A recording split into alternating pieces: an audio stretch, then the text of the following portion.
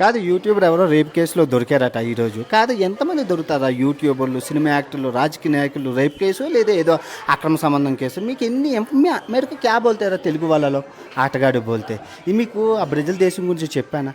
10 మంది అమ్మాయిలకి 2 అబ్బాయిలు మిగతా 8 మందికి ఎవర్రా చేస్తారు?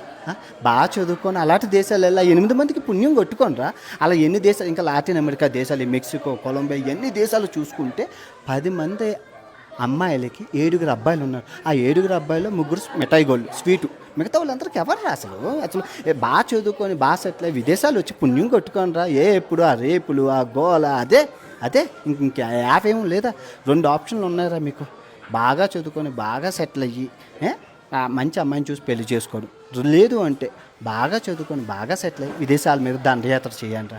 ఏంటి ఎన్నికి అంతకని చెప్పాలి? థాయిలాండ్ వెళ్ళండి, ఆఫ్రికా వెళ్ళండి, విదేశాలు వెళ్ళి పుణ్యం కొట్టుకోండి. మన దేశం ఇదిగో మన దేశంలోని